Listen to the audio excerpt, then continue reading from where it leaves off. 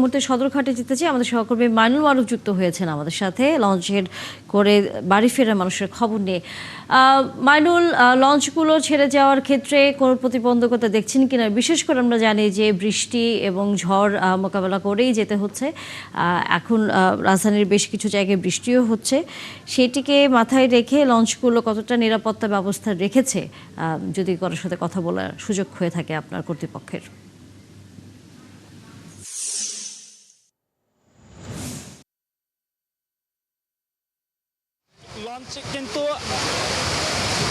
Launch চলাচল কিন্তু BAWT এই ঝড়ের কারণে বন্ধ ঘোষণা করেছে এবং এখন কিন্তু প্রচুর ঝড় হচ্ছে সদরঘাট এলাকায় এবং আপনি দেখতে পাচ্ছেন যে লঞ্চগুলো দাঁড়িয়ে আছে এবং ঝড় ও বাতাস বয়ে চলছে। কিছুক্ষণ আগেই কিন্তু বিআইডব্লিউটি এখান থেকে যে মাইক রয়েছে তাদের কেন্দ্রীয় মাইক সদরঘাট এলাকায় তাদের কিন্তু ঘোষণা দিয়েছে এই ঝড় আবহাওয়ার কারণে, এই দুর্যোগ আবহাওয়ার কারণে এখন কোনো পরবর্তী নির্দেশ না দেওয়া পর্যন্ত কোনো লঞ্চ ছেড়ে যাবে না। এদিকে লঞ্চগুলো কিন্তু আজকে আমরা দেখেছি যে মোটামুটি পূর্ণ হয়ে কিন্তু এখান থেকে ছেড়ে যাচ্ছিল, কিন্তু কিছুক্ষণ আগেই ঝড় শুরু হয় এবং এখানে যারা লঞ্চে উঠতে পারেননি তারা কিন্তু এই যে বাইরে যে ছাউনি আছে সেখানে কিন্তু দাঁড়িয়ে অপেক্ষা করছেন, যদি ঝড় থামে তারা লঞ্চে উঠবেন। এবং আমরা যে পরিস্থিতি দেখেছি যে সকালে আজ কিন্তু অন্যান্য বেশ গত কয়েকদিন যাবৎ যেমনটা দেখেছি যে মানুষ তেমন ছিল না, আজ কিন্তু কিছু বেশি ছিল। সকাল থেকে বেশ কয়েকটি লঞ্চ ছেড়ে গিয়েছে এবং এখন বলা যায় যে লঞ্চগুলো সবই থেমে আছে এবং এখানে কিছু মানুষ আছেন, যাত্রীরা আছেন যারা অপেক্ষায় আছেন ঝড় থামলে লঞ্চে ওঠার জন্য।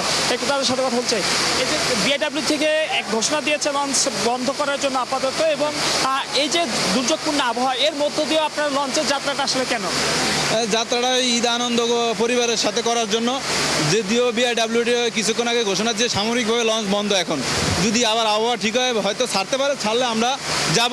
এটা হলো আমাদের এটা ভয় কাজ করে না যে নৌপথে? আমাদের একটু ভয় কাজ করে, আবহাওয়া অনেক খারাপ, বৃষ্টি হইতেছে, বাতাস হইতেছে, নদীর মাঝখানে গেলে আরও খারাপ হয়, তারপর ভয় কাজ করে। যদি সরকার অনুমতি দেয় তাহলে আমরা যাবো। আর আমাদের কথা হলো আমাদের ভোলা ডিস্ট্রিক্ট, ভোলা জেলা বাড়ি, লঞ্চ ছাড়া আর কোনো পথ নাই, শুধু লঞ্চ।